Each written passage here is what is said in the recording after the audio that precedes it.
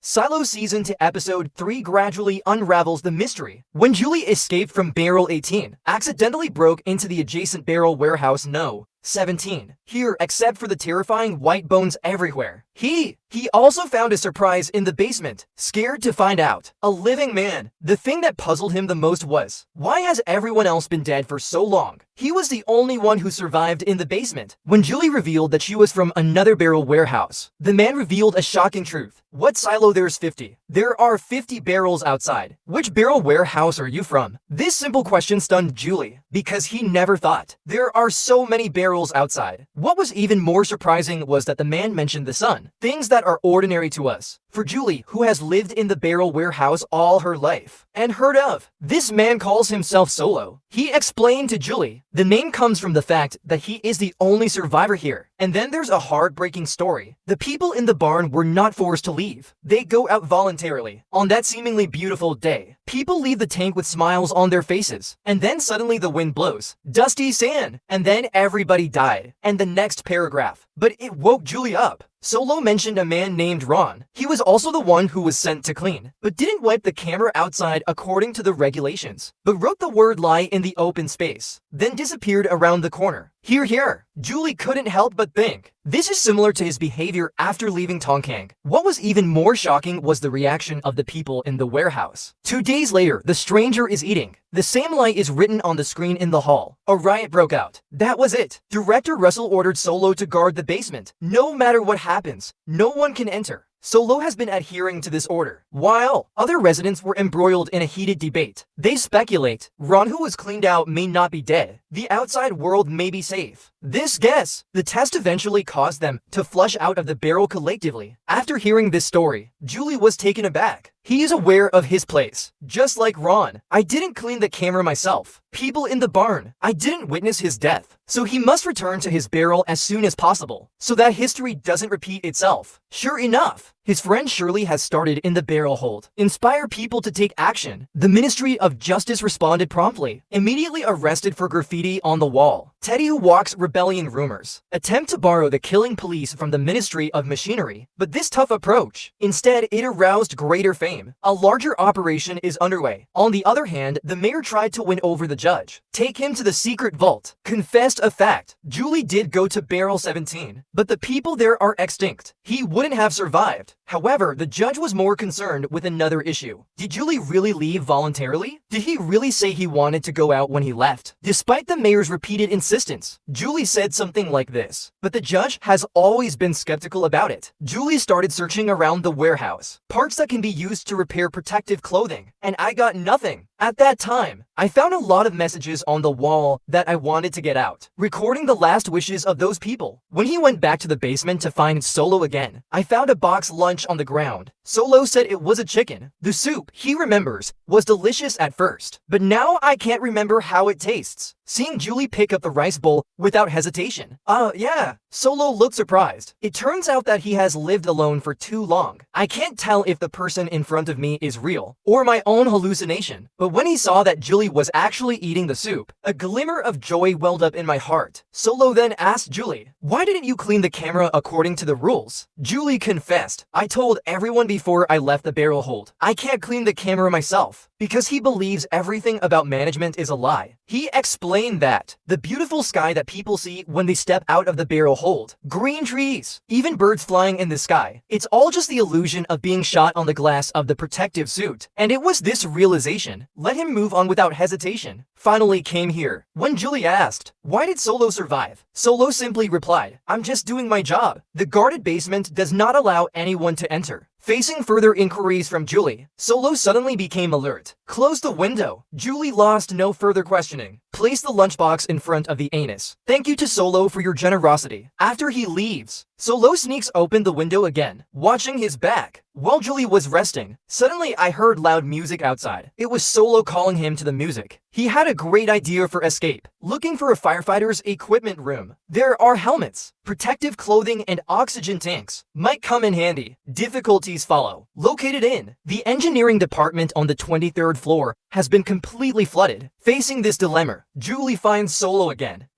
Need his help to enter the underwater area. He needs an oxygen delivery system, and Solo, he had to operate the equipment while he was diving. Hear this request. Solo suddenly fell silent. Then he said aloud, "Come out." Julie can only tell him what she thinks. He must go back as soon as possible. In another barn, 10,000 lives may be in danger. Although he understood, this doesn't make up for the tragedy of Barrel 17. But if you can go back to your barrel, maybe prevent the same tragedy from happening again. However, Solo still insists that he cannot do it. Julie had no choice but to turn around and leave, ready to figure it out on your own. But surprisingly, he just walked out. A voice came from behind saying, "Don't go." When he turned around, saw a man with a beard on his face. Solo finally came out of the basement, although he was still skeptical, but he still expressed his willingness to try to come out and see. He pointed up, said you can go there to have a look first. But Solo, who hasn't been out for a long time, walking with extreme caution, when Julie wants to step forward to help, he instinctively dodged. The man who has lived alone for too long. I can't seem to fully accept the sudden appearance. Other living people. At the same time, another story in Tongkang. It's unfolding quietly at night. A woman named Phoebe, tossing and turning over the upcoming fertility lottery. He ran into Jolie's father, Pete. The two immediately chatted. Phoebe is full, talking expectantly about the desire for children, and Pete remembered himself. The scene when the eldest daughter was born. Those precious memories. Can't help but let the father who lost his daughter. Sadness flashed in my eyes. But Pete, who's back in the office, turns on his computer, but found a classified document. The above clearly instructs Phoebe's IUD cannot be removed, but make the other party believe I have removed the IUD myself. And this time, when Phoebe comes to the operating room again, Pete hesitates to get the IUD. Perhaps influenced by the daughter's incident, he finally disobeyed the instructions of his superiors. I actually took out the IUD, and sincere wishes. Phoebe was able to give birth to a healthy baby. At the same time, the situation in Tongkang is getting more and more tense. Shirley led everyone to the door of the police station, shouting for the release of the captured Teddy. Just as the two sides were arguing fiercely, suddenly someone in the crowd threw a Molotov cocktail. smashed directly at the door of the police station. The scene was thrown into chaos. Police security personnel start using weapons in a panic, causing young Cooper to suffer an unfortunate burden. In the end, Cooper lost his life, although this tragedy temporarily quelled the riots. But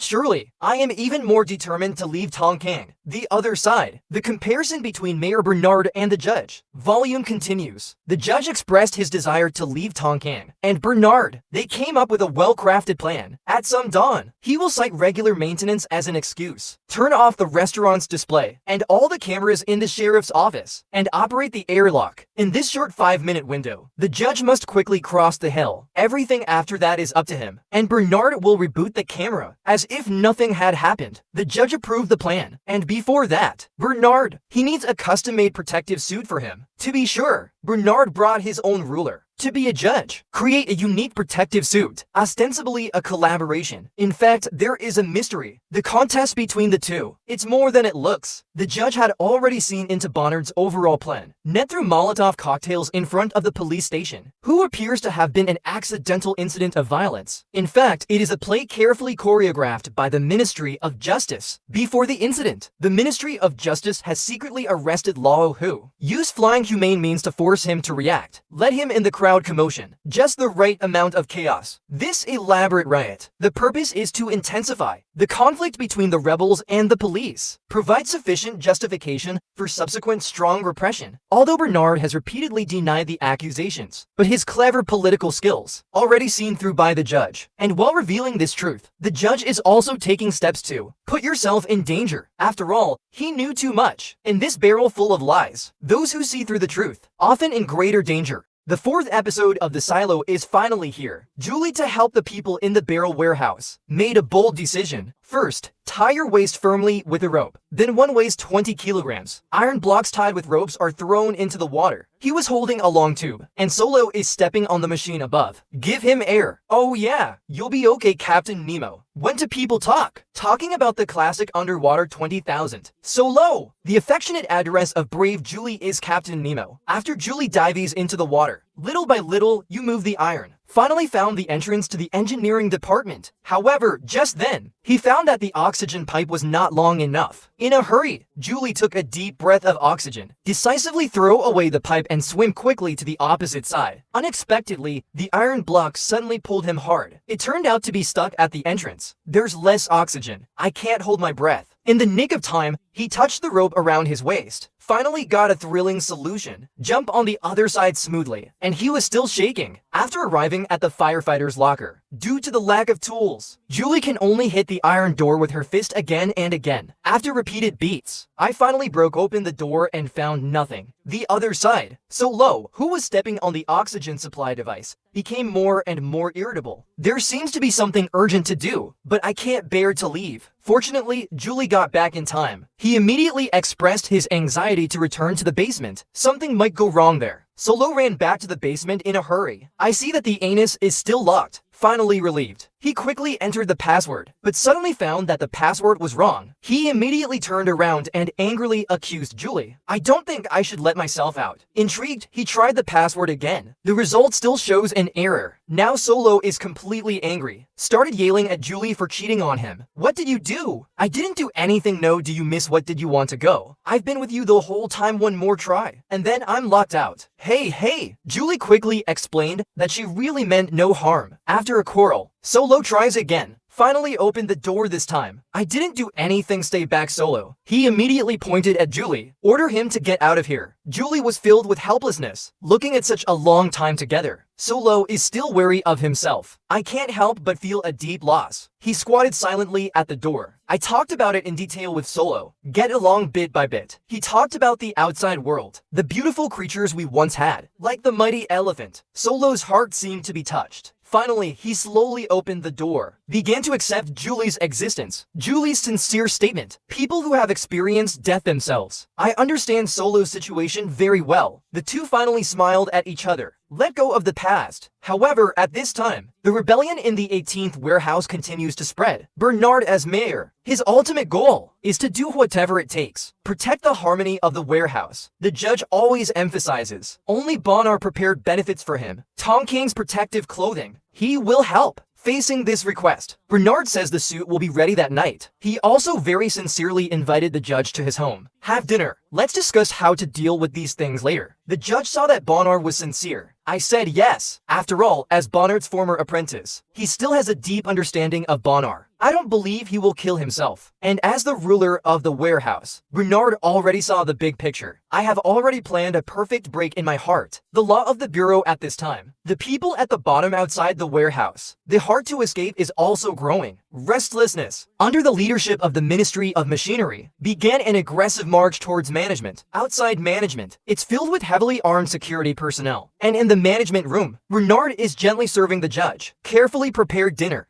Big fish, big meat, wine and food. This is in the warehouse that is short of materials. It is absolutely a sumptuous feast. The judge came to the door with a smile on his face. His favorite music is playing in the house. Everywhere. They all show Bernard's care and dedication. After dinner, the judge sincerely said that the meal was really delicious. Immediately put forward, I want to see my protective clothing. But just then, Bernard suddenly fell silent, looking at Bernard's weird expression. After a moment, the judge immediately realized that something was wrong, and his body also began to show signs of change. Chang Mingming didn't drink alcohol, but felt dizzy. The judge at this time finally realized Bernard's true sinister move, and Jim Bernard said frankly, I got on the mushroom by myself. He has to act in accordance with the Treaty of Dominance, although he is also very unstained. But the judge crossed the line too much. Knowing that you only have a few minutes left to live, the judge finally revealed the long-buried secret. Say it. He trembled and said, there has always been a hidden truth in my heart. Dare not tell Bernard. This great secret, hidden on Julie's hard drive, recorded on a mysterious letter on the hard drive. There are some codes in the steerage cabin on it. The judge cracked the code a long time ago, but Bernard said coldly, I have destroyed the hard drive. It's impossible to find now. And the frozen judge, I don't want to tell Bernard the truth. In his final moments before his death, Bernard, he took out a barrel mirror from the drawer. A paragraph can be seen before. V2 image of the good times on Earth. It's kind of a good memory for the judge. Finish the last game. That's a fuck of quits and birds. You cannot talent males by their twin tail feathers. This wonderful.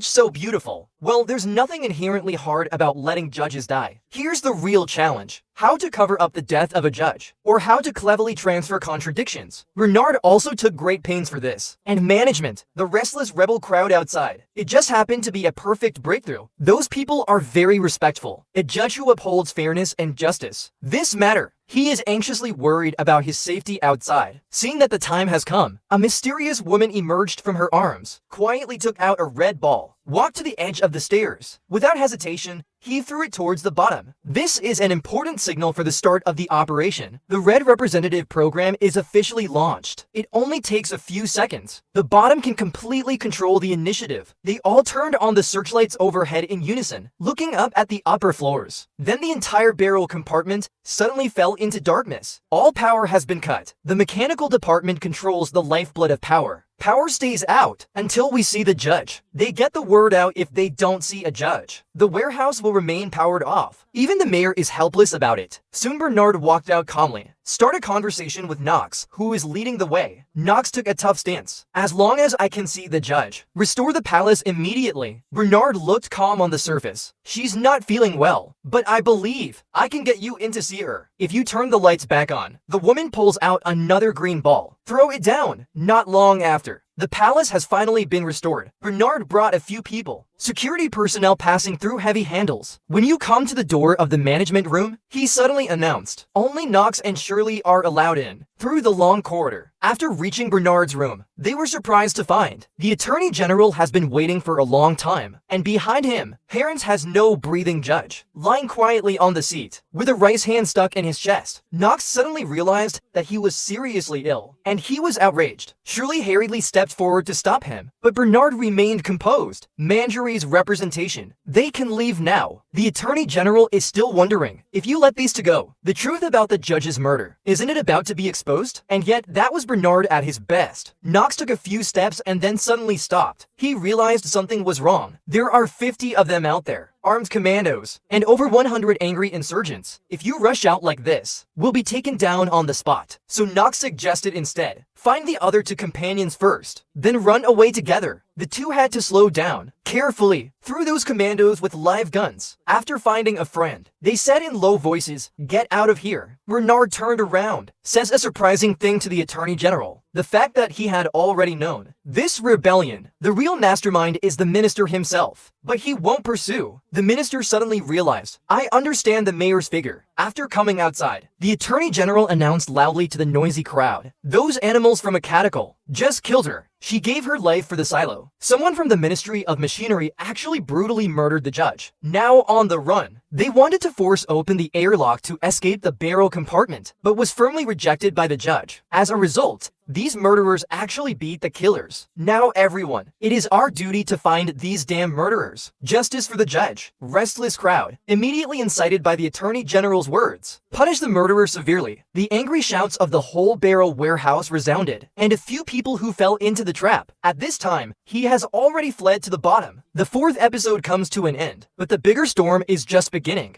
The fastest route to the bottom in the silo, often the most dangerous choice. Knox and Shirley because of the judge's death. The mayor offered a huge reward. The whole ride at the top. The people don't ask the truth, just for the bounty. The middle floor has been set up by the police, wall after wall blocking all access. To survive, they were left with one last option, leap from the sky. They just fixed the rotating shaft to the railing. It was discovered by Amundsen of the Department of Justice. He screamed his fingers and then ran towards the two. At this moment, it is too late to confirm whether the length of the cable is sufficient. The two can only go all out. Attach the end of the cable to the strap. Secure the body with straps. Leap without hesitation. Miraculously, they made it to the bottom. The crowd at the bottom sees Knox's return, and they try to pull them up. Just at this moment, Amundsen rushed to the spot. Without saying a word, take out the pistol. Shoot twice on the wire. The broken wire fell rapidly, just hit Knox's back up. He endured the pain and continued to climb, and Amundsen took the shaft off. Throw blood at them, although it is very thrilling. The two finally managed to escape to the bottom warehouse. At the same time, in another barrel bin, Julie, in order to be able to return to barrel 18 to save people. I've been looking for protective clothing since the last conversation with Solo. The trust of the two has increased, but Julie can't find a fire suit. I can only try to fix myself. Damaged protective clothing, but found that the helmet could not be connected at all. During this period, Julie asked a puzzling question. Since the generator in the barrel compartment is 100 floors underwater, why is there still electricity here? Solo explained that it has its own independent power source from Tonking foreign country, but they're vague about how it works. The current state of the generators on the ground floor. Solo revealed an amazing news. The Justice Department commandos have come up with a tough trick. They blew up the groundwater pump on the 144th floor, trying to flood the mechanical stocks of the bottom rebellion, and they hadn't had time to repair the pump. The flood flooded the generator. The water level continues to rise. Solo asked Julie eagerly, is there a way to stop the flood? Julie analyzed that there is the nearest groundwater pump on the 30th floor. If the power can be restored, may be able to control the water level. Solo Wenyan's eyes shine, begged Julie for help, but he said the top priority was to find protective clothing. Go back to barrel 18 to save people. Even if Solo warns that at the current rate of increase, after 13 months, management will be overwhelmed. Julie still insists on saving people first. Just as the two were on their way to the protective clothing room, Julie suddenly has an unbearable abdominal pain. Zoro thought he was too hungry. He hurried to the warehouse to find food, and Julie curled up on the floor in pain. Later, when Julie came to the protective clothing room, although no helmets were found, but I accidentally discovered something about defense. Information on protective clothing. It mentions records of helmets being loaned out. Julie wondered if she could find a borrower. Maybe we can find the helmet in their house. When rummaging through borrowing records, he stumbled across an employee handbook. There are not only the avatars of department directors and others in it, it also records everyone's address in detail. He noticed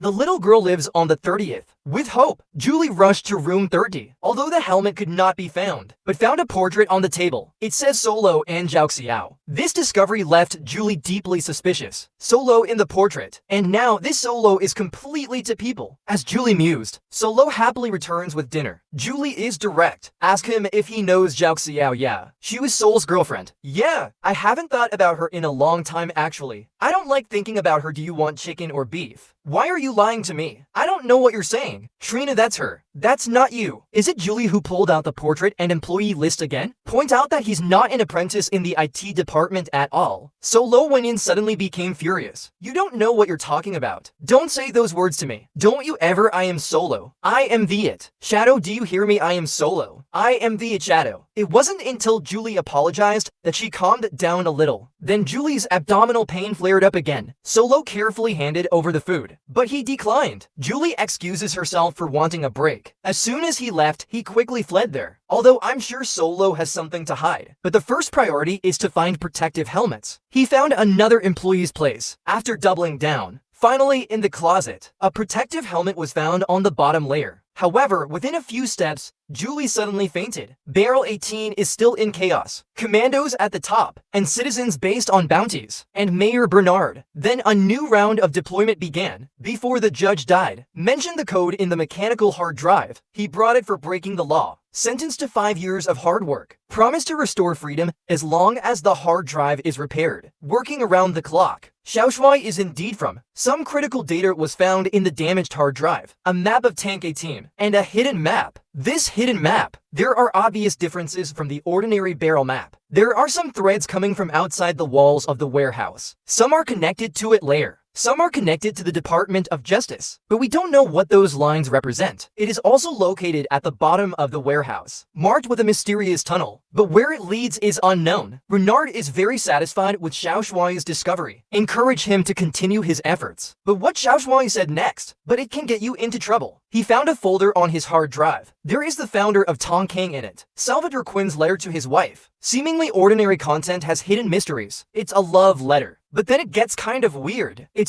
goes into code. Yeah, it's exactly right. This is the letter the judge mentioned before he died. At the same time, the secret tunnel at the bottom of Tongkang. There are also significant discoveries. Sheriff Billings and Paul look for clues. Track down arson. After the suspect removed the sign on the wall. Found a hole. There is a dying beard hidden inside. Billings asked Paul to pick up the medical kit. In fact, I want to talk to the bearded man alone. To gain the bearded man's trust. Billings' adventure. Showed a banned book in his possession. Profession says if Beard exposes this, his whole family will suffer. And it worked. After the bearded man gains trust, decided to put the mayor he knew, and the secrets of the Justice Department, everything they told us the pact, just to keep us in line, and we will never ever find out the truth. Attorney General Rob on the other side, because it's called a riot, although not directly punished by the mayor, but to lose trust. The mayor asked him to resign as Attorney General. Recognition of a new judge. It's actually another puppet character. And Rob's wife, Barbie, a commando, has a hidden agenda. Right here at Knox and Shirley. Surrounded by angry citizens. The crowd threatened too. When the murderer of the upright judge was executed, Bobby showed up just in time. Take the two away as the wife of the Attorney General. On the surface, it seems to be pressuring them to go to the Ministry of Justice. In fact, it was taken to the surveillance blind spot and released them. He did it to prove that. Without Rob, the Justice Department would be in chaos. And the picture of Barbie taking the two away, it has been filmed by the monitoring room of the Ministry of Justice. Bernard learns that it was Barbie who released the suspect. Angry, but I don't have time to deal with him now. When he returned to the surveillance, witness knock with your own eyes. When the two of them fled to the bottom with the help of a cable, immediately call Sheriff Proximus on the ground floor. That the fugitives from Mechanical just became your problem. I know that as a loyal servant of the silo, I can count on you to bring them in. Of course, our mayor. You can always count on me to faithfully serve the silo and the pact. This concludes episode 5. The 6th episode of Silo, which has been waiting for a week, is finally here. Unrest broke out among the people at the bottom, and it all starts with the food supply. Under the orders of Mayor Bernard, rangers begin to intercept all goods shipped to the bottom, even the most basic fruits and vegetables, meat and even eggs. And here's what's even scarier. They put blue poison in the food. I want to use this despicable means to control the bottom dwellers. Let them force Knox and Shirley to turn themselves in. Bernard, yeah. The underling said something meaningful. From ancient times to the present day, there's an even older truth about civilization. As long as you miss 9 meals in a row, a functioning society can degenerate into disorder. But the people in the mechanical department were not unprepared. They discovered that things that get thrown into the trash pipe, it's not all garbage. Julie has become their religion. Some allies from above started going through this channel. Deliver them food. To our friends in mechanical, thanks for always keeping the power on. From your friends on 122, Juliette lives. This made Bernard hungry. The plan encountered its first setback. So the first time Bernard heard the news, order immediately, block all access to the lower level. So, it won't be long for the people at the bottom, worrying about food again. Facing the coming food crisis, the mechanical department launched an amazing counterattack. Knox, it has long been secretly built by the technicians at the bottom. The weapon used, when everything is ready, they resorted to a surprising tactic. Some of them are attacking the barricades head-on. To distract the commandos, some people had chainsaws, cut the floor from below. After fixing the rubber turbine, the other end of the wire rope is fixed, set on the iron wheel. Just a moment of joint can see the effect. They're going to flank the commandos. In the end, because there are too many people at the bottom, they lose their owners. Completed the plan perfectly. They broke through the 10-story defense in one breath. Critical moment. A commando named Derek shouted, "Set the barricades on the 120th floor." But he didn't expect. This decision gave the mechanical department a surprise victory. Level 122 is the farm floor. Ronald was furious when he heard the news. We wanted them to surrender. Now they control the farm instead. And there is a darker truth hidden in this conflict. New Sheriff Paul Billings was interrogating a wounded prisoner. Discovered a surprising fact. At the gate of the police station before incident of throwing Molotov cocktails, it was Judge Sims Robb who planned it. He creates chaos in this way to provide a pretext for subsequent strong repression. Billing who learned the truth. Stevens cast doubt on the truth of the former judge's death. To get the facts straight, he radioed Mayor Bernard directly. Bernard thought the sheriff had caught two prisoners, but disappointed to hear the doubts about myself. I've located the fugitives. I'm not revealing their location at this time. First need to open a full investigation into the events leading to the death of Judgmentos. This table all radio communication is silent now. Bernard just cut off the communication of the entire barrel warehouse. Whispers of disappointment. I just lost the sheriff. Here Knox say thank you. Sheriff Billings says he only obeys the law. In addition, in the midst of chaos, a mysterious storyline is also quietly unfolding. In Bernard's office, Xiaoshuai, who deciphered complex codes, ushered in a turning point. Although the code in the hard drive is quite difficult to crack. But I also found a little clue. This code is related to a person named Ellie and unlock his key. But it is a mysterious inheritance. In order for Xiaoshuai to get it, more ways to crack. Bernard made a quick decision. Kyle, I am electing you to be my shadow. Please place your right hand on the pad. You accept. Yes, and this clue is also implying there must be a bigger secret hidden inside Tonkang. At the same time, Julie, unconscious in another barrel compartment, finally woke up. It turned out that Solo saved his life. Although at the end of the previous episode, Julie found her dream protective helmet, but Solo offered a quid pro quo. He has to figure out a way to open the bottom water valve first. Stop the water in the barrel hold from continuing to rise. Then he will return the helmet. Think of it as doing me a favor, like, I saved your life, you saved mine, and then we'll be eating. Even yeah. You're one person, there's 10,000 fucking days, yeah. 10,000 people that could die any day now. Just like the people of this silo died. Look, you can waste time arguing with me, or you can start thinking about how you can fix that pump. It's up to you. Now this turnaround is not surprising. See what choice Julie will make. After waiting for a week, the general warehouse finally ushered in the 7th episode. The plot of this episode. It's like an elaborate maze. Every corner holds unexpected surprises and heartbeat for everyone to watch. Let's divide the barrel warehouse into 3 areas. One is the ITB controlled by Mayor Bernard. Hidden inside is a huge basement library. There is artificial intelligence, tablet storage technology. The second one is from the bottom of the warehouse, by Knox and Shirley, the embryonic stage of a rebellion. The third one is from inside another warehouse. The heroines Julie and Solo turn on the water pump and looking for protective helmets. Not much to say. Positive film. After Bernard took Xiaoshuai as a disciple, took him to Tonkang's most secret vault as its new shadow. Xiaoshuai is about to touch a pole, a secret that only a few can see. The world as he walked through that mysterious metal door. The sight in front of him opened his eyes. This is not just an archive. It is a treasure trove of human civilization. Bernard told him that these relics were part of human history, all knowledge and art. What's even more shocking is, and these physical books are really just the tip of the iceberg. More information is being digitized, save on a tablet. Bernard also knew from here. The warehouse was built 352 years ago, but there is no way of knowing why the warehouse was built. Now an important mission for Xiaoshuai is to crack the founder Salvatore. The mysterious letter left behind. Bonar always had a feeling. The hidden problem behind this password, possibly more threatening than the current insurgency. He let Xiao Shuai eat and live in the barrel warehouse in the future. The food and accommodation inside, it's better than outside. Here. Reminds me of the pressure of another barrel warehouse. Is it also for this reason? Sent to the basement by the leadership, and now the barrel warehouse. Is it repeating the history of another barrel warehouse? Just then, inside the barrel compartment, there is already an undercurrent surging. There's a delayed incident in Central Tree Well. Knox uses gunpowder, launched a device upwards. The device flew to the top floor and suddenly exploded, and opened the parachute. Countless notes were floating in it. It contains various doubts and speculation about management. For example, how did the female judge die? When Bernard also saw the text above, I panicked, and what made him even more nervous was the mechanical department on the bottom floor suddenly lost power. When the entire barrel chamber is plunged into darkness, the lights in the IT department are still on, and that got a lot of questions from the crowd. How many secrets does it hide? In this closed underground world, the truth is like a reason wrapped in layers. Every time you open a layer, you ask a new question. In another corner of the warehouse, Solo and Julie are still discussing the question of who to save first. I promise when I have saved the people in my Solo, I'll come back. You've got time. They don't come on. Solo is worried that if Julie returns to the other barrel compartment, there is likely to be a problem with the protective clothing. Dye outside may also be retained by the people in the barrel hold. Never come back. And they've now found some essential items for diving, such as waterproof power cord, escape rope. The only thing Sergeant Lin is worried about could be 20,000. The pressure relief handle mentioned in. If you rise too fast from the water, bubbles can build up in joints. It could kill people, but Julie didn't take it seriously. Just question him. Why let him go alone? Dive underwater to execute this dangerous mission as well. This is your silence, so you save it. But you're the engineer, you seem to know exactly what needs to be done. Nope, I can't. Why Solo broke down after hearing it. Poked his pain point. He screamed out the most vulnerable side of his heart. Thumb, I'm failure faithful in the water. I'll die, I'm a fuck up. You're not, you come on, do it please, redo it. Solo is full of fear of death. So many years of loneliness, the outburst of self-doubt that life has accumulated. Watching Solo suffer from a sense of failure, Julie decided to give him a hand first. Time is running out. The two immediately began to act, ready to assist. Standing on a makeshift metal tray, bite the oxygen supply device. As the rope pulls, it slowly descends. Overhead lights in the dark water cast a faint beam of light, like the only hope in the dark. As the depth increases, the water pressure gradually increases. The silence around is suffocating. En route, he saw floor equipment that had been soaked in water for years. The water plants are slowly fluttering like ghosts, telling the story of this long-abandoned place. Solo is monitoring the rope intently from above, every move of the cable, for fear of any accident. When the rope finally reaches its designated location, his heart relaxed a little. Now he just has to wait for Julie's signal. Come to the target position of the 8th floor. Julie carefully fastened the rope to the railing. This is his life infra. It is also a guarantee of return. Gingerly, he groped his way underwater. At this moment, only the root is connected to him. Fragile oxygen supply pipes. At such depths, any equipment failure means death. No second chance. Lucky Muse seems to be smiling. Julie quickly found the target valve. He quickly plugged in the power, returned to the rail and pulled the rope continuously. Send a signal to Solo. See the shaking of the rope. Solo immediately activates the switch. The moment the red light turns on, Julie turns the valve immediately. When the indicator light turns green, the pump starts to run normally. The mission seems to be coming to a perfect conclusion. However, fate always likes to joke. Just as Julie untied the ropes and was about to go back, disaster strikes. The rope above suddenly snapped, falling into the abyss like a dying snake. And it got worse. His oxygen supply failed at the same time. It's no coincidence. 8 layers of water. Julie faced a life or death decision. He quickly removed the boots that would interfere with swimming, grab the oxygen supply pipe and climb up. Oxygen is rapidly depleting. Burning pain in the lungs. Driven by survival instinct, he gave up all his equipment. Do your best to go upstream. When he finally broke through the water, breathing heavily, finally back to the human world. But what awaits him is a greater mystery. Shout out to Solo, but no one answers. I didn't see anyone when I came up. Instead, a handful on the ground, axe and a pool of blood. Reminds me of the inexplicable broken rope in the first episode. A terrible thought comes to mind. There are probably other people hiding in this barn, and this existence hidden in the dark. Is it the enemy roommate? Is it Salasong who cut the rope? Or by a hidden person? The story goes back to the upper level of Warehouse 18. Rebels use gunpowder, created a sensation in the central shaft. Their goal was simple: send a message to the entire warehouse. Is it the department is lying? Mayor Bernard confronted the situation. Tough measures were taken. He cut off all radio communication, alleging that Sheriff Billings was abducted, and all matters related to the rebellion handed over to the Judicial Department. Make Nova stick. We are under attack. Your job as always is to keep the peace on your levels. Judicial will take care of everything else. And here's what's interesting: the standoff between current judges Rob and Bernard. Rob had expected to become Bernard's disciple, but found that Bernard chose Xiaoshui in a conversation full of gunpowder. Bernard's outspoken statement, because of Rob's previous betrayal, lost his trust, so he had to reluctantly kill the former judge. Although Rob is good at solving problems at the Ministry of Justice, but his wife is a real troublemaker. Your wife may have helped save those Raidercists, but she's also the reason those fugitives made it safely back to the Down Demon. You knew that already, didn't you? Host, the two of you are. And this blow directly hits Rob's soft spot. At the same time, at the bottom of the warehouse, people started investigating traitors from the top. Who put rat poison in the food? After investigation, an ordinary woman named Ma Wei was accused of thinking the poisoner was surrounded by angry crowds. Ma Wei can only use a knife to force him to death. The angry cries of the masses rose one after another, but law enforcement officers know very well Ma Wei's mother is seriously ill, locked up in the upper medical department, and that became the Justice Department's lethal leverage against him. At the same time, Ma Wei acts as an eyeliner at the bottom of the warehouse. They were even asked to distribute false news that Shirley and Knox will be assassinated. The purpose is to provoke internal conflicts, make people suspicious of each other. However, Ma Wei did not lose his conscience. Even when poisoning, he also tried to ensure that it doesn't really hurt anyone. Finally, law enforcement made a decision. They didn't choose to execute him or send him to the mine. Instead,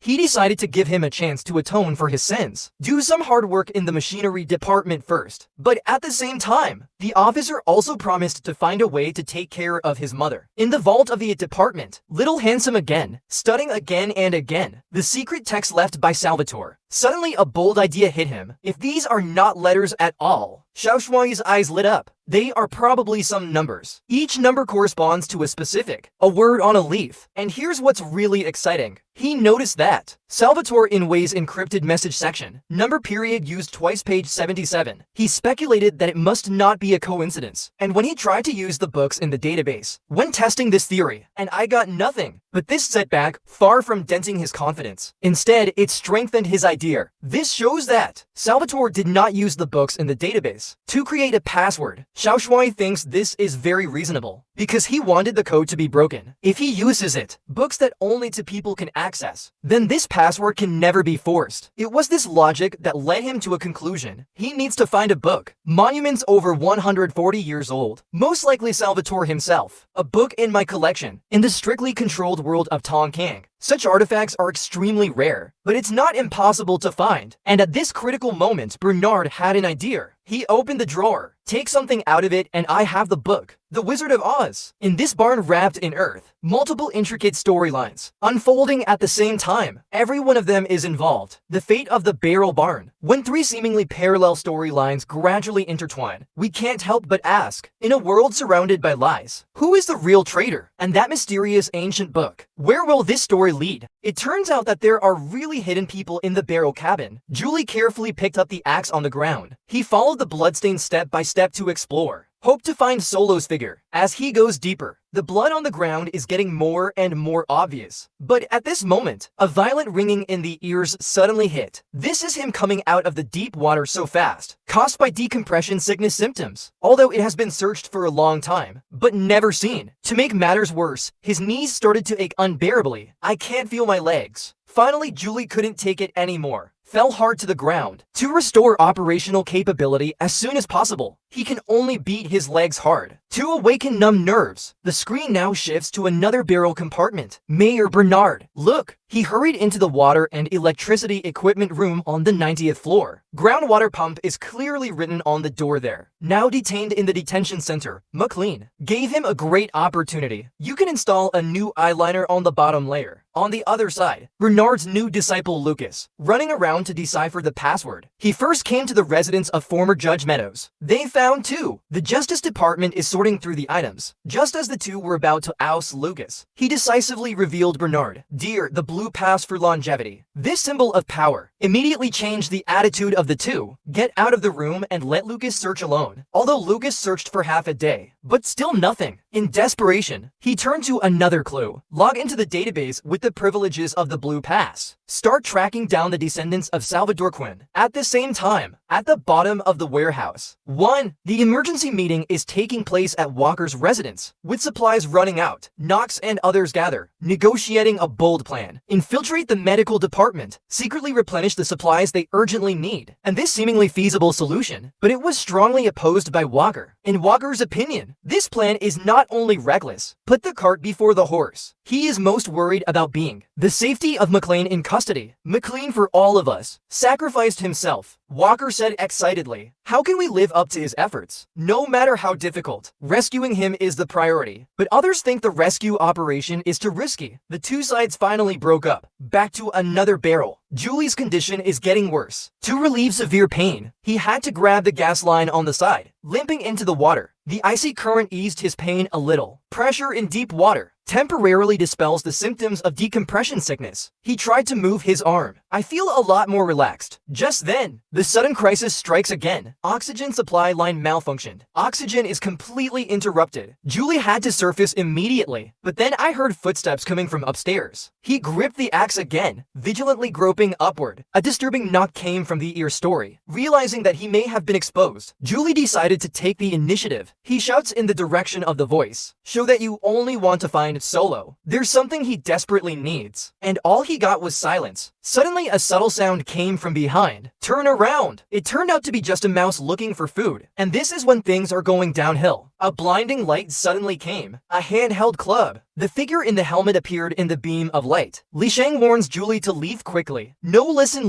let me talk to him, please, I warned you. When the lights go out, the sword of the wall accurately hit his shoulder. Although it can be seen that the other party did not want his life. But this sword still caused a lot of damage to Julie. He quickly retreated. History of withdrawing the sword with great pain. Then came to a secret room. Search for an emergency medical kit. Carefully disinfect the wound with alcohol. While dealing with injuries, Julie swore in her heart that she would wait for the injury to heal. We must make these people pay. At the same time, Lukas finally found Terrence's place. The descendant of Salvador Quinn should hold the key secret. But unexpectedly, they have a grudge against their ancestors. In their eyes, El Salvador, a traitor who brought shame to the family, so much so that they had to pass for the upper class. Washing wool. To wash away the family's stigma, even in the face of Lukas' blue pass, they still refuse to disclose any information. When reporting this situation to Bernard, Mayor, but revealed a shocking truth to him. El Salvador is not a traitor. On the contrary, he is the true savior of Tongkang. Before him, warehouse. A rebellion breaks out approximately every 20 years. Could cause the airlock to open every time, killing tens of thousands of people. In order to fundamentally solve this cycle, Salvador has come up with a bold plan. He not only turned off the server privileges, they confiscated all the books, blaming these things on the rebels. And here's what's really amazing. He's in the water supply. A special compound has been quietly added. This substance can make people gradually forget the past. This is not a sudden disappointment, but over a year or more. Slowly erase the memory. This seemingly cruel decision, but it brought peace to Tongkang for 140 years. With this amazing discovery, Lukas visited again, the Terrence family this time. He apologized for his recklessness and tell them the truth about El Salvador. Surprisingly, Terrence family, it doesn't seem entirely foreign to the term. They revealed that the late Judge Meadows visited, also praised Salvador as the benefactor of Tongkang. But here's the thing, he used his two books. Replace one, the old version of the convention that belonged to El Salvador itself. Lukas was ecstatic at the news, immediately returned to Judge Meadows' residence. After a careful search, he finally found the key treaty. In the process of cracking the code, he found an important clue. The book mentions 20 steps forward. This just leads him to page 99. However, waiting for him. But it's a chilling sentence. If you have come this far, then you should know that the game is rigged. What does that even mean? Lukas doesn't know yet. Just as Lukas was about to leave, he met Judge Rob. The man who had offended the mayor was dismissed as a shell. The position of judge, obviously more farsighted than it appears. He solemnly warned Lukas to be careful of Bernard. He's always 4 steps ahead of you. Once he gets what he wants from you, I will abandon you without hesitation. Before he left, Rob hinted that if he needed allies, you can consider finding him. Bernard is as hot as Rob says. In order to maintain the stability of the warehouse, he can do anything. And at the bottom, a group of people who are unwilling to accept the status quo are still planning a rebellion. They chose a bold plan. With a rope, sneak up the weakest barrier. Under the leadership of Little Black, they're going to infiltrate the medical department, steal essential medicines, and they just opened the shutter. It falls into the already set. The trap was caught on the spot by someone from the Ministry of Justice. Original, lying in the pump room on the 90th floor. It all started at the end of the last episode. That's when Walker turned on the bottom camera. This detail was keenly captured by Bonnar. He immediately realized that, whoa, the special connection between Graham and Mike. This is exactly what Walker wanted. He hoped to use it to establish contact with Bonnar. When Bernard came to the pump, immediately Walker's computer received a water pump. News that needs repair. Because of the special location on the 90th floor, the news quickly aroused Shirley's alarm. He was worried that it was a trap set by the upper echelons, repeatedly asking Walker if he needed protection. It is even recommended not to take it at all. But Walker was calm. Maintenance is his job, even if it's a trap. Locked up in jail, at least I can see Mike. In desperation, Shirley could only watch Walker leave. When Walker pushed open the door to the pump chamber, sure enough, I saw Bernard, who had been waiting for a long time. The mayor cut to the chase, proposed a cruel deal. If you want to keep Mike safe, Walker has to be his eyes and ears at the bottom, and keep the camera always on. Bernard further warns that a rebellion by the Ministry of Machinery will destroy the entire Barrel Bay. He will do anything to crush their plans, and imprisoned Mike will slowly die in torture. Faced with such a cruel choice, Walker had to give in. It was this painful decision. Let the judiciary not be able to capture the Little Black opposite sex in time. Although Bernard's request was fulfilled, but Walker's heart was filled with insecurity and guilt. When he returned to the ground floor residence, Shirley came immediately, bringing news of the arrest of Zihei and others. Knox and I aren't sure how the raiders found out, you know. There's got to be someone down here snitch. Shirley's keen speculation. There may be a mole at the bottom. Facing the guesses of friends, Walker can only be silent. Then she asked Shirley to leave, citing exhaustion. But after Shirley left, Walker is facing the surveillance camera, made a polite gesture. This little action, Bernard, who was watching from a distance, couldn't help but laugh. And in another barrel warehouse, Julie is still searching for Solo. No helmet without him. This leaves him no choice. Just keep searching. He carefully went upstairs again with his equipment. He soon found a suspicious piece of cloth on the ground. I thought Solo might be hiding down there. He quickly lifted the fabric, only to find out that it was the mysterious man wearing the helmet. The two instantly scuffled together, although this sudden encounter made Julie unprepared, but he soon developed extraordinary combat skills. After several rounds of intense combat, Julie has the upper hand, knocked down opponents with weapons in hand. When he lifted his helmet, only to find that he was just a young man. Just at this moment, a menacing voice suddenly came from above. Warn him not to act rashly. I already put one arrow in your shoulder. One more move and this one goes straight into your heart. And so episode 8 comes to an end. The highly anticipated episode 9 of The Silo is finally airing. Not only did they uncover the 2 barrel compartments, all the hidden mysteries. What's even more surprising is the mysterious passage at the bottom of the barrel warehouse makes its debut, and the amazing world behind this tunnel. It will also be fully revealed in the finale. Not much to say. Go straight into the body. When Julie arrived at the other barrel warehouse, he has always been. 3 young men in the dark watched closely. Initially, when they found Julie hurriedly taking off her protective suit, I don't know how to deal with it. I have to hide in the dark and observe quietly. And Julie's robe suddenly snapped. It's actually a beauty from a young archer girl. Julie failed to grasp the edge of her broken arm, then fell into the water below, and the man came up the stairs. Check the water. I saw Julie struggling in the water. Man can't bear it. He quietly threw a square bucket into the water. Officially, with the help of this bucket, Julie was able to come to the surface, gradually regain strength, and this act of kindness by men, but it attracted severe criticism from the Archer girl. He thinks saving a stranger is a ridiculous decision, likely to get out of hand. But the man simply responded by saying he can't watch the protagonist die in front of his eyes. It turns out that this man and the bow lady remarried. They have 2 children. In addition to this, he also brought a little girl. A party of 5 has been living a secret life in a barrel hold. The only truth they know is Solo hiding in the vault killed the Archer girl and Rick's family. So they've been looking for an opportunity to get rid of Solo. But before we do, they must first obtain the password to the vault, because inside, stocking their necessities. Just as Julie dived underwater to close the floodgates, archers and men launch a surprise attack on Solo. During the fight, they accidentally cut the ram pipe with an axe. At the same time, the archer's arrow hit Solo in the shoulder. Then the man managed to stun Solo, although the archer woman wanted to immediately end Solo's sex. But the man stopped him just in time. I hope I can pry the password out of Solo's mouth first. Plan again. When they returned to their hidden abode, the little girl came in a hurry. Inform Julie that it has surfaced. He'll probably follow the blood trail to get ashore. So there are hundreds of millions of places. Well-designed plant protection. Little girl lying on the ground pretending to be dead. When Julie gets close, the archer woman is threatening her with a bow and arrow to stop. Julie immediately explained that I just need to get it from Solo. Get back what belongs to you. We'll leave. It will never affect them. However, the archer girl made a condition. As long as Julie can find the password to enter the vault, she allowed Julie to see Solo. To make sure Julie doesn't run away, the little girl was sent to accompany her in finding the password. The story then turns to the vault in the bamboo cabin, focusing on the mayor, Bernard, an important conversation with Lukas. As an extremely crucial story thread, Lukas checked the data, discovered many amazing secrets about the barrel warehouse. He revealed to Bernard, the electric shockers didn't just build a barrel silo, they built 50 of them. About this, Bernard calmly expressed that it was no secret. All of it. The directors and their apprentices are aware of this. When Lukas inquired about Julie's whereabouts, Bernard admitted he did enter another barrel compartment, but due to the interruption of the screen returned by the helmet, they lost track of him. Is he still alive? Lukas asked eagerly. Bernard shook it. Head unlikely, because that barrel warehouse has stopped operating. After Bernard left, Lukas can only continue to focus on cracking the code. Surprisingly, the code pointed him in a direction. If he has doubts, you might as well go to the bottom of the barrel warehouse to find out. The tunnels there will reveal the truth. Little do they know a shocking ultimate. The secret is waiting for him in another barrel compartment. Vault, password entry is only allowed 3 times a day. When Julie mentioned the need to hurry up, when you find the password and leave the barrel compartment, a glimmer of yearning flashed in the little girl's eyes. I can't help but express my desire to leave. And Julie told her there was only one set. The hope in the girl's heart vanished in an instant, just as the two were focused on searching for clues. The unexpected appearance of 2 mummies. The girl couldn't help but stop. The little girl recognized the one on the corpse's hand at a glance. Familiar bracelet. Shadows of the past, once again shrouded in her tender face. Julie is keenly aware of the strangeness of the little girl. I thought about finding out more by talking. Can you read? Julie asked softly. After getting a positive answer, he asked the little girl to help find any connection with Russell. Fire it director-related clues. Just then, the little girl began to talk. The story behind the mummy. Turns out Tess was Rick's mother, and Chase is Audrey's father. After the two passed away, Rick and Audrey start a new family. They also welcomed their child Benny. They kindly adopted the little girl before they died. But in the case of extreme scarcity of materials, an extra mouth means more pressure to survive. In search of food, the adoptive parents had to venture into the basement. Unfortunately, he was killed by Solo. This is exactly the root of Audrey's deep hatred for Solo. The little girl blamed herself for being a liability, but Julie immediately expressed her deep sympathy. Look, I understand. More than you know. Just then, a major discovery excited both of them. They found a key document. It is clearly recorded above. Russell Conroy's full name and an address. Supply department, although this address is related to the difference provided by Solo before. But the light in Julie's eyes has shown. This could be the key they've been looking for. The two of them rushed to the supply department immediately. This was Solo's childhood home. While searching the closet, Julie's eyes suddenly lit up. He found a complete protective suit, but he quickly concealed his surprise. And here's what's even more surprising. The wall of the supply department. It's full of numbers. Julie looked closely and found that these password clues that officially opened the vault. However, one has to find it in these complicated numbers. Give the only correct password. By no means conscious. After a long calculation, Julie finally locked down several possible password combinations. The two immediately rushed to the vault and started trying, but the first two inputs ended in failure. If you enter the error again for the last time, you have to wait a full 24 hours to regain it. Julie said with concern that Solo is likely to die from his injuries. At this critical moment, Julie suddenly remembered a conversation she had with Solo, plus the desks at Solo's residence. From this, we can deduce his true identity. It turns out that during the rebellion, Solo entering the vault, just a 12-year-old kid. Now Julie has worked out 6 possible passwords. Just wait a few more days. Find the right combination to open the vault. But he couldn't wait that long, so he went the other way and decided to find Rick. Hope to see Solo directly, get the correct password from him. The little girl handed Rick his mother's belongings to him. Then the three finally came to Rick, their secret hideout, saw the badly wounded Solo. Julie patiently talks to Solo, but he has always repeating the phrase "I failed" with remorse, constantly emphasizing that he's Russell's apprentice. Russell only taught him one thing, and he failed to live up to that trust. However, Julie's words, but it awakened Solo's long-buried memory. But you weren't his shadow. You were his son. This is the Archer girl, come here, angrily asking why they killed their parents. It turns out that Solo's original name is Yimmy. After the rebellion broke out, at the age of 12, Jimmy was too tired, accidentally fell asleep while guarding the vault. When he was awakened by the sudden gunshot, found someone breaking into the food vault. Father Russell told him before leaving, never let anyone enter the basement, out of a promise to my father. He made a ruthless decision, broken door handle, lock in the intruder forever, and these intruders trapped inside. It's Rick and Audrey's parents. Solo explained that, after being shot by Rick and Audrey, in self-defense, then he lifted his clothes to show the gunshot wound to the abdomen. After Julie's patient persuasion, the tense atmosphere at the scene gradually subsided. Just then, Solo recalled another painful memory. The day of the rebellion. At the age of 12, he hid in a vault, witnessed the sheriff firsthand. Him pointed a gun at her father Russell's head, threatened to open the vault. Russell desperately yelled at his son not to open the door. Finally, under Solo's gaze, Russell was killed mercilessly by a few meters. Solo was helpless. Just remember to obey your father's last words. Defend the vault. But Julie's words were like a revelation. He wanted you to live just like their parents wanted them to live. Russell is risking his life to protect his son, and the two intruders who entered the granary just want to let desperate parents whose children survived. And when I learned that Rick, and when Audrey had a baby to feed, Solo was finally deeply touched. He realized that all along, everyone is just trying their best. Protect your children. Solo drops his guard. Without hesitation, lead everyone to the vault. Enter the correct password to open the door. The inside of the vault. And for the first time,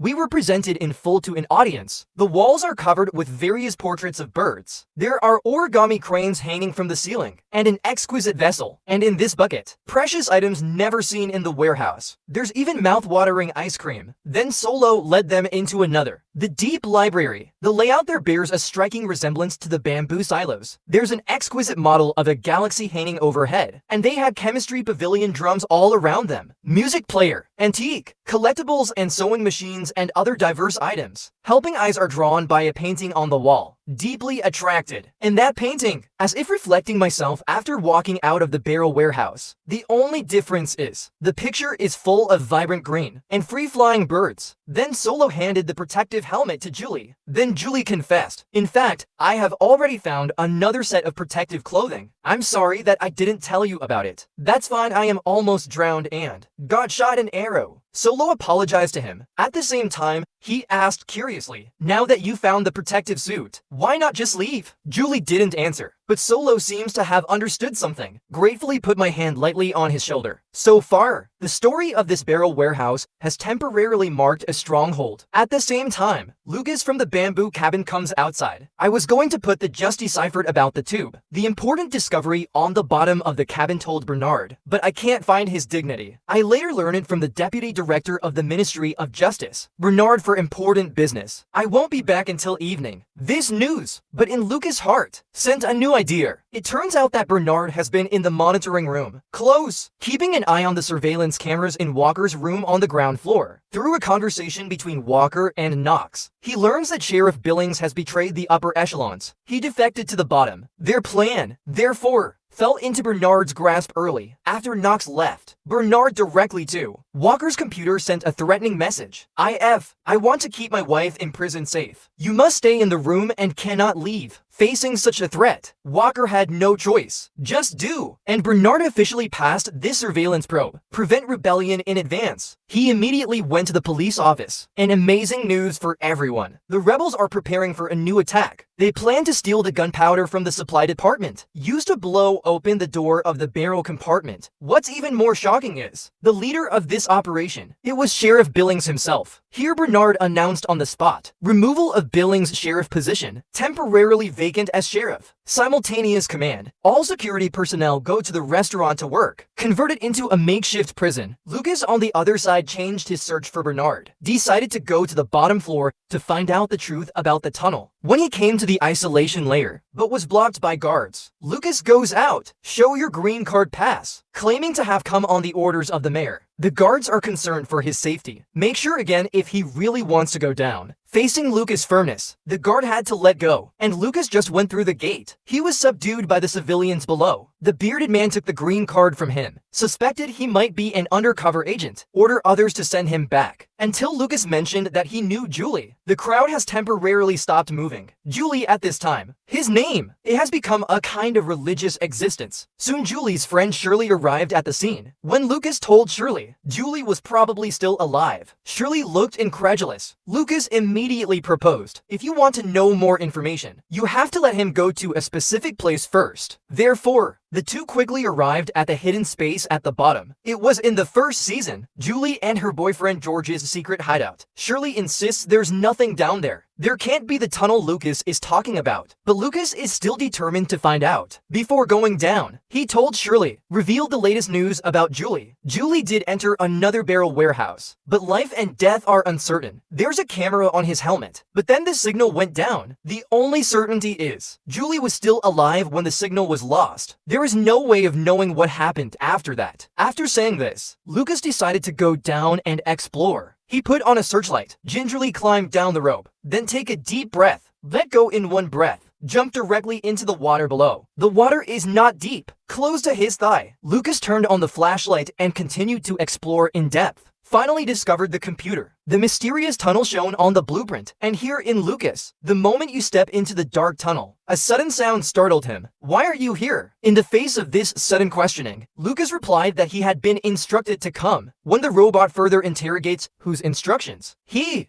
said the crucial name without hesitation. Salvador Quinn. The robot's next words revealed a shocking truth. In the long river of years, there are only 3 people once reached this mysterious door. Salvador Quinn, Mary Meadows, and George Wilkins. And here's what's even more surprising. It turns out that Quinn and Meadows have received the same mysterious instructions. And here we are. This important mission is about to be passed on to Lukas. If you speak to anyone about this conversation, or what you have seen down here, we will have no choice but to initiate the safeguard. Do you know what the safeguard is, Mr. Kyle? I do. The much-anticipated Tonking finally ushered in the finale. Yifan American drama Common High Open logo completely exceeded expectations. In this episode, Julie finally returns to her original position. The entire system, Kang, has fallen into a massive rebellion. When people are monitoring, when I see Julie's figure on the screen, everyone was stunned. I saw Julie walk into the camera, gently wipe off the dust on it. Then a banner was displayed. It says, "Don't come out. It's not safe out there." And Julie picks up the crowbar, thinking of forcibly prying open the door of the barrel compartment. But even if I try my best, I still don't move. Just then, the door suddenly opened automatically and slowly. Julie walked in without hesitation. I didn't expect to meet someone down there. The mayor with a gun. Bernard is waiting for him. This scene is full of suspense. But let's wait, because to really understand the surprising reversal that ensued, you have to tease out the intricate details first, because there are so many clues to the story. I will gradually unfold this for you. Well-woven plot. Please be patient. The story follows the previous episode. I believe that what everyone cares most about is the truth about the mysterious tunnel at the bottom of the warehouse. Some speculate that this is the channel connecting the various warehouses. This guess is very likely, but this episode doesn't provide a clear answer. And the most disturbing, it's the safeguard procedure mentioned by the robot. The scene shifts to Julie's father Ian. There were tears in his eyes. I could hear the silence, the sound of the watch hands turning. Learning from Shirley that the daughter After news that he may still be alive, Ian is a little excited, although there has been much debate about Julie's life and death. But this time he believes in academic qualifications, and the news that Julie is alive. It also gave the mechanical department the determination to go. If you want to leave the warehouse, you want to leave the warehouse. It is necessary to communicate with Mayor Bernard, confronted his armed forces head-on. A war is inevitable. Soon the core members of the mechanical department gathered at Walker's house. Knox brought a blueprint and emphasized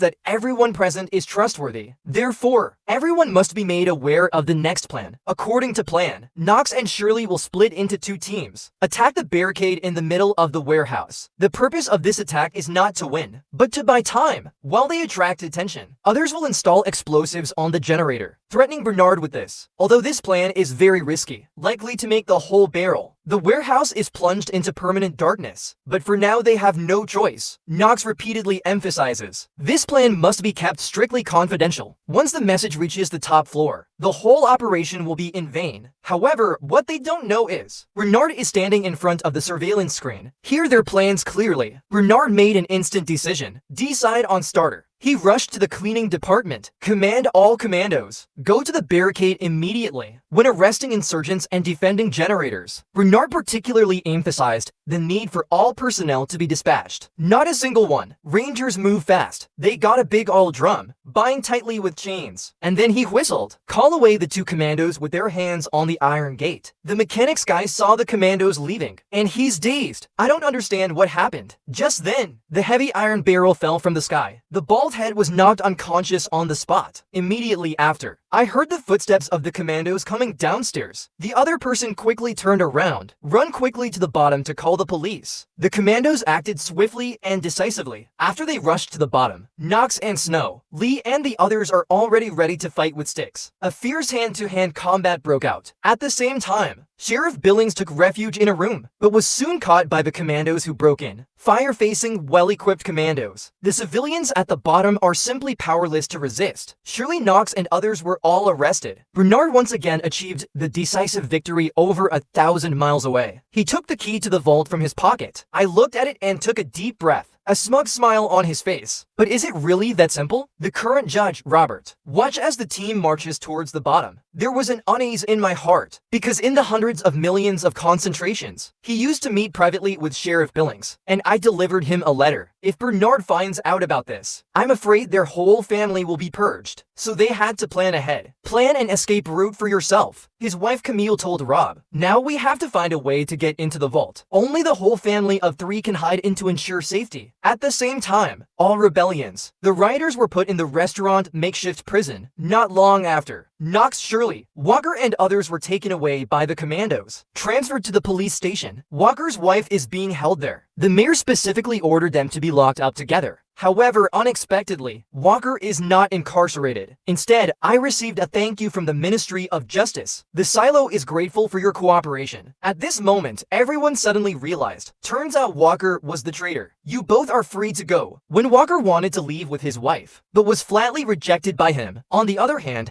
Dr. Ian is still attending to the wounded. He was eager to send the wounded up, because a lot of explosives were found in the bottom layer. Most of the attacks at this time, the team has assembled at the bottom, in the corridor of the machinery department, prepared to check the condition of the generator. Explosives have been strapped around the generator. The noise of the machine is deafening. After careful observation by the front row players, it was found that the leads connecting the explosives were not connected, so they warned everyone not to go off fire. To avoid accidents, when Walker arrived at Bernard's office, as a counterinsurgency project, received a warm welcome. But just then, Walker revealed an amazing secret to him. Due to the loud noise in the machinery department, over the years, they developed a sophisticated system of gestures. They can complete the entire conversation without making any sound. Bernard is still smug. Walker told him the cruel truth. Everything in the surveillance screen. It's all what Walker deliberately let him see. It turns out that when Knox came to Walker to discuss, Walker gestured to Knox. They are being monitored. Bonner panicked when he heard that, and Walker started the countdown. Count from 5 to 1. Bonner twisted his neck in panic. He looked at the clock. Just then, one of his men pushed the door open, brings good news that the bombs have been neutralized. The bomb has been defused in time. That was dramatic. Bernard was about to breathe a sigh of relief. Walker picked up the bag next to him, poured out the contents. The badges of all the police officers fell to the ground. This moment, Bernard finally realized that something was wrong. Suddenly, there was a red explosion outside. It turns out that Ian was not escorting the wounded. It was a lot of detonators. They had already laid explosives on the stairs. Before taking action, Ian took off his watch, handed over to a man, told if Julie was still alive, please give him this watch. Tell him that his father will love him forever. A man evacuates a few floors above. Ian picked up the lead and prepared to die. The moment you close your eyes. He set off the explosives with determination. The explosion was powerful. All the stairs between the 90th and 92nd floors were destroyed. All the commandos are trapped at the bottom, and the real rebellion has only just begun. Inside the police station, Sheriff Billings and Knox and others, released by police. They rushed to the restaurant immediately, rescued everyone in Lynn's prison. These are people with clubs, shouting to tell us the truth. A mighty march to the top. Look at the crowd. Bernard was completely flustered. At this time, no one at the top can protect them. His hoarse order, find some players who can defend. Just then, Lukas suddenly appeared in front of him. It turns out that after Lukas found the tunnel on the ground floor, by talking to intelligent machines, learned a shocking truth. Everyone in the barrel compartment is on all the time. Under the supervision of the brain, Lukas left the tunnel immediately. I want to break the news to the mayor, but was caught by the commandos halfway through, locked in a restaurant with other insurgents. I didn't have a chance to come up until now. After Lukas found Bernard, immediately warned him not to make a sound. Pretend they're just having a normal conversation, because they're probably being listened to. One wrong word can cost you your life. Subsequently, Lukas finally revealed that he cracked the code. The surprising truth discovered later. Bernard was in a trance after hearing this. Lukas added, "This is why the